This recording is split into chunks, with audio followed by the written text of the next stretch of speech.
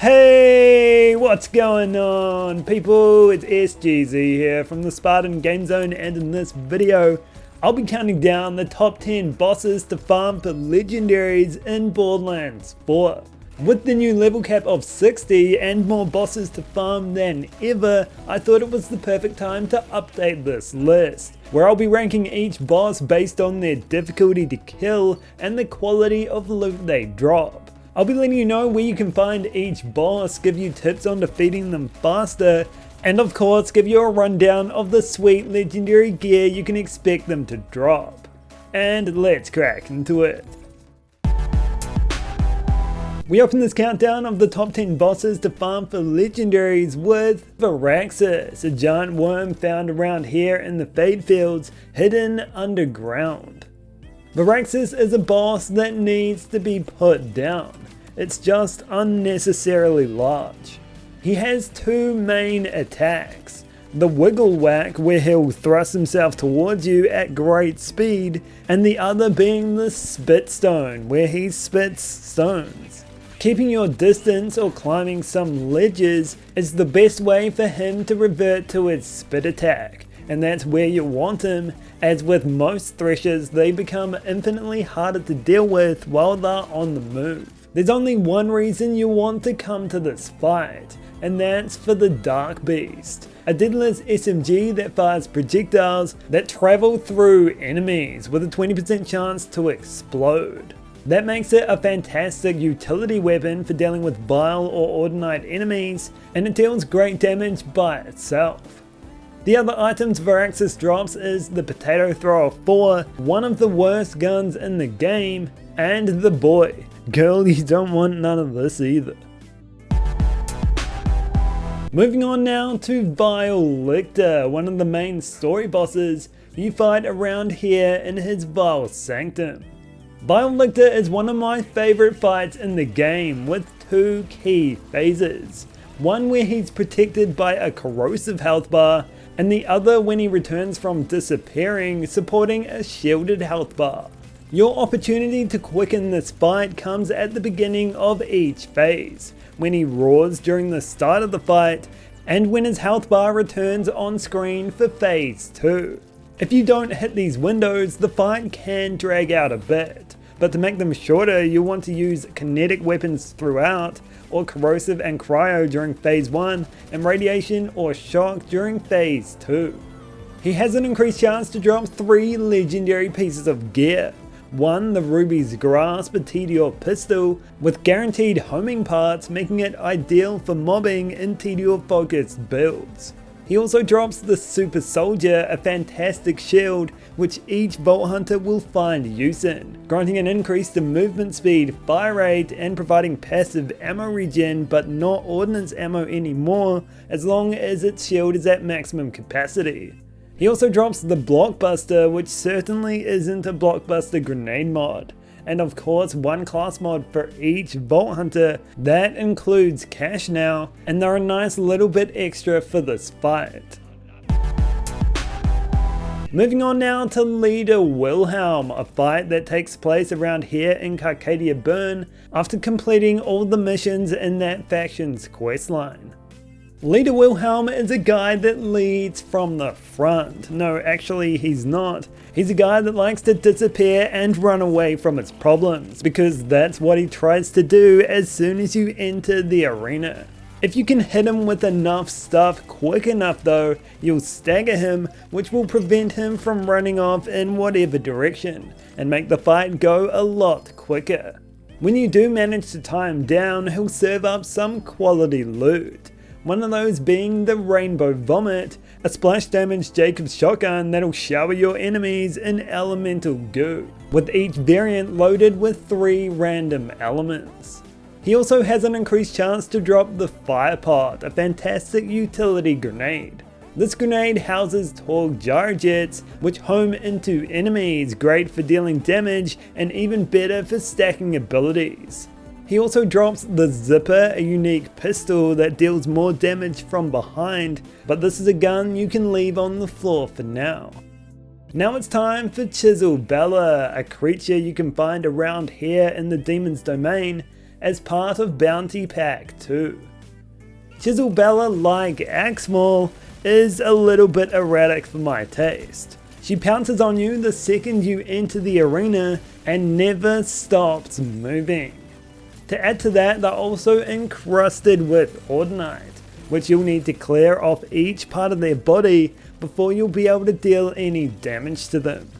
That makes it even more painful. So using splash damage weapons like the Dark Beast or really anything that deals enough splash damage is definitely a must for this fight. Why put yourself through this though? Well, 2 reasons. One of those is for the bubbles, a unique Vladoff assault rifle that fires, yes you guessed it, bubbles, which deal great damage at the expense of a unique projectile pattern. The other legendary is the Mercurius. This one's a Vladoff SMG that scales off movement speed, and using it correctly you can get this gun soaring to great heights. The next boss on this list is Vortex. Another one found in the Demon's Domain, this one located around here as part of Bounty Pack 2.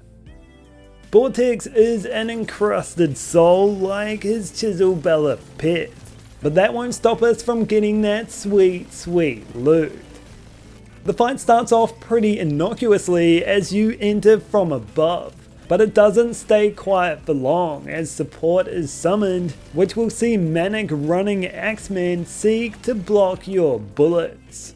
You'll want to deal the brunt of your damage before your feet touch the ground, where the goal should be to break those Ordinite crystals.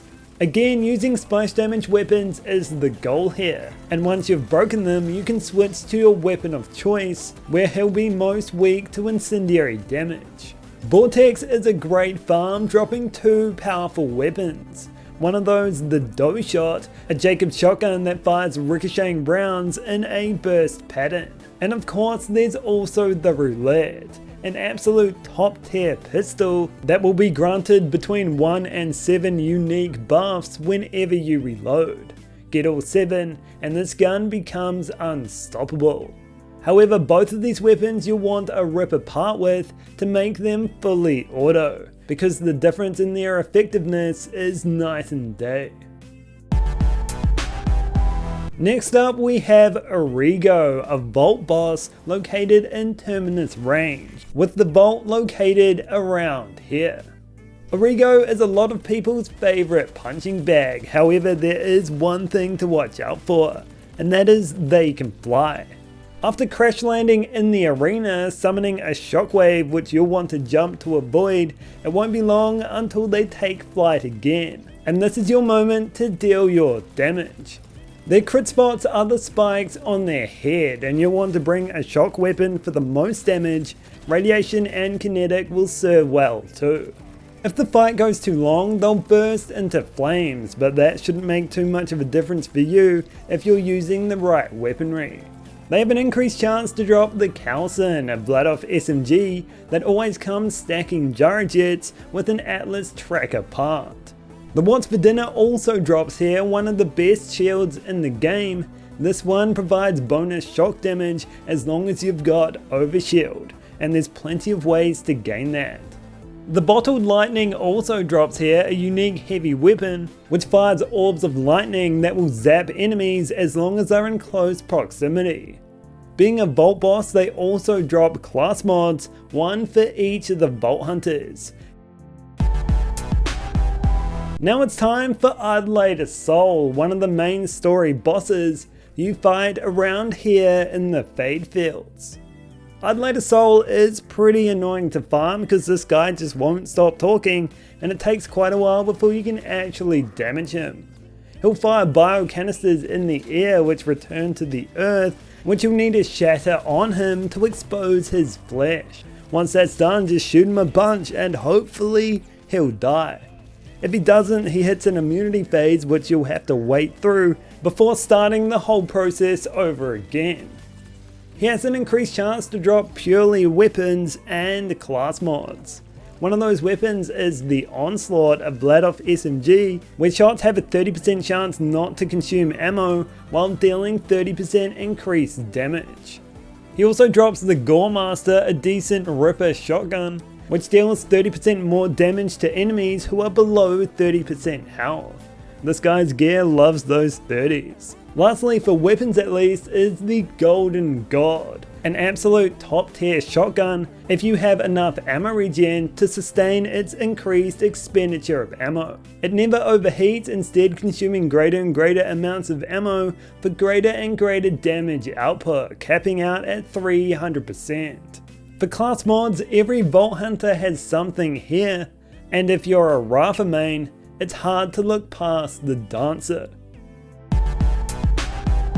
The next boss comes with a spoiler warning, so you might want to skip ahead to the next one if you haven't completed Story Pack 1, but if you have, I'm talking about Crazed Earl, who you fight around here in the Whispering Moor. Crazed Earl is a boss fight I didn't expect to see.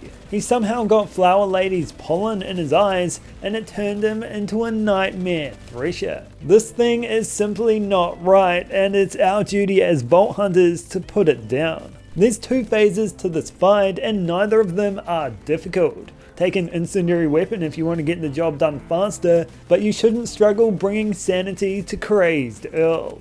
The reason you want to do that is to get your hands on the Scoot and Shoot, a weapon that spawns copies of the gun when you move and shoot, aiming at where you aimed at, resulting in massive damage potential. He also drops the Barbara, a grenade mod that scales based on skill damage, and the Crazed Earl, a pearlescent Ripper shotgun that is powerful on its own with a unique effect that can slot right into any melee focused builds. Up next is Bloom Reaper, Borderlands 4's first raid boss. This thing can be fought around here in the Bloom after picking up the introductory quest. Bloom Reaper is different to the other bosses on this list in that your performance dictates your rewards, but if you perform well, its rewards eclipse everything else. Those rewards don't come without a challenge though, both in the time it takes you to defeat them and the boss fight itself. You see, Bloom Reaper is a boss fight where you'll spend more time shooting things that aren't the boss than you will actually shooting it.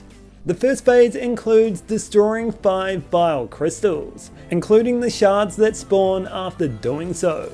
This is the most important phase of the fight as you only have 90 seconds if you want to claim all the rewards, and this fight goes a long way to winning or losing that. The Dark Beast is one of the best weapons for this phase, allowing you to line up multiple crystals and take them both out thanks to its built-in high caliber.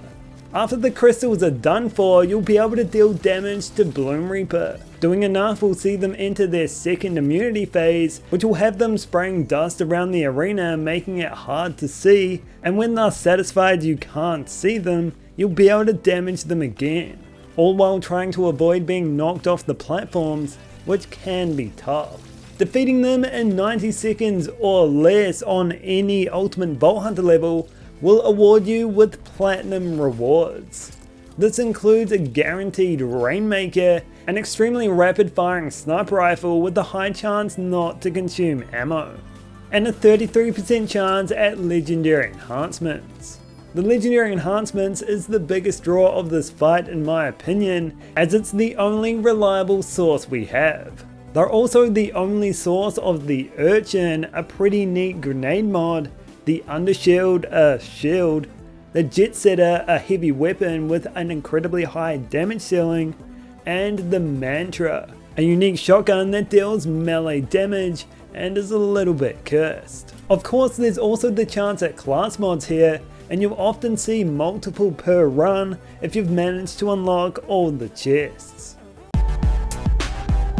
Before number 1 is uncovered, let's dive into some honourable mentions. First up, Pango and Bango, a pair of mechanized pangolins you can fight at the end of the Tender Cage Ripper drill site located around here. Out of all of the Ripper drill sites, this one is the largest, and it's also the most sparsely populated. And you shouldn't have many problems leading up to Pango and Bango's spawn. When they do spawn, the main thing you need to remember is to shoot them and not the weapons attached to them, which have their own separate hitboxes. You'll also want to hit them from the side as their heads are armored, and bringing an incendiary weapon will make the fight go much faster. The main reason you want to tango with Pango and Bango is for the Stray, an elite level sniper rifle, especially while mobbing. They also have an increased chance to drop the Prince Harming, a nice SMG with a unique effect that revolves around Overshield, and the Phantom Flame, a flame-locked pistol that desperately needs a buff. Next up we have Directive Zero, who you can find around here in the Iron Wall Resolve Order Bunker, around here in the Terminus District. Directive Zero is a pretty chunky version of a typical badass Order enemy type, but with a special trick up his sleeves. Shortly after spawning, he'll summon a shield that'll protect him from all front-facing attacks, with his main attacks seeing him summon a swarm of missiles that'll seek to destroy you. You've got about 4 seconds before he deploys his barrier, and that's the window where you'll want to deal the most damage. If you're looking for assault rifles for your build, then Directive Zero is the #1 choice. They only have an increased chance to drop assault rifles, the best one being the Bonnie and Clyde, an absolutely epic assault rifle. They also drop the Rowan's Charge, which like the Bonnie and Clyde is manufactured by Jacobs, and the Whiskey Foxtrot, an assault rifle that can come with a couple of unique legendary effects.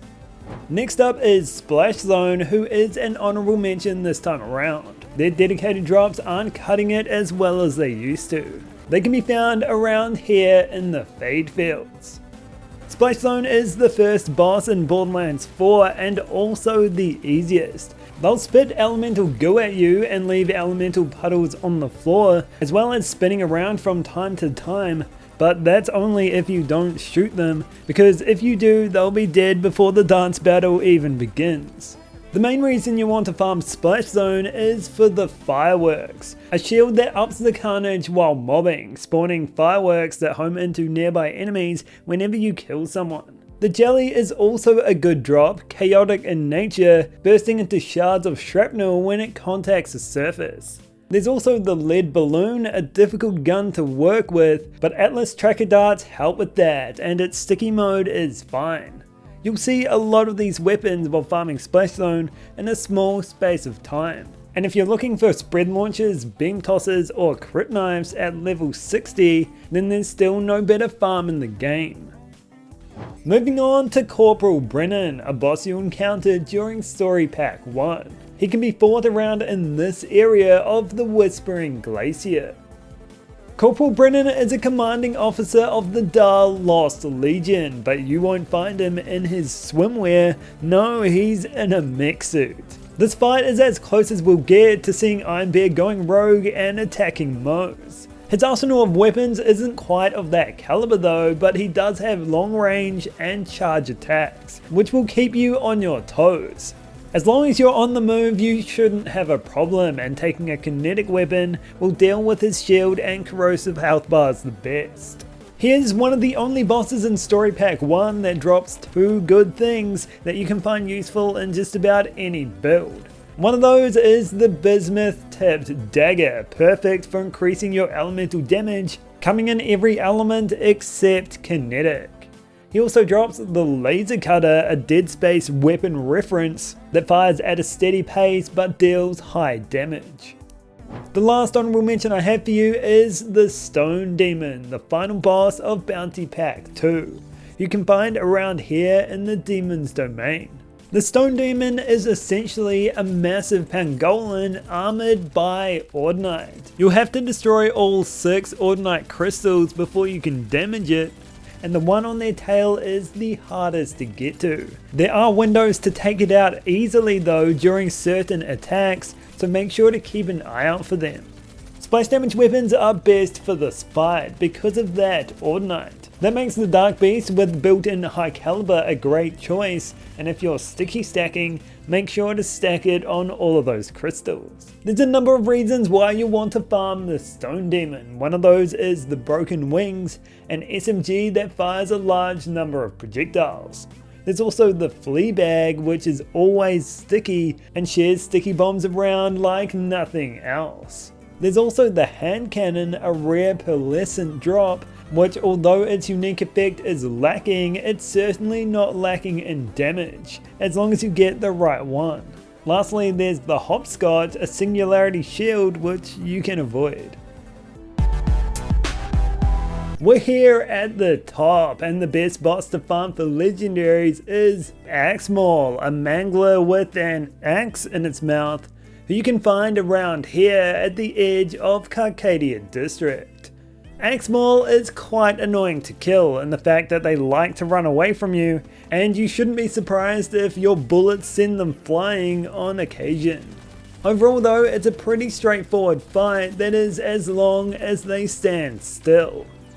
They support a corrosive and flesh health bar, making kinetic the best option overall. The main reason to put yourself through this is to obtain a bod. A top tier deadlift shotgun with the right variant should be enough for you to defeat every boss on this list without a problem. Their other drops pale in comparison. There's the Buzz Axe, a grenade that disappointingly does not deal melee damage, and the Kill Spring, a rep kit that converts excess damage into health, shield or overshield depending on what you're missing.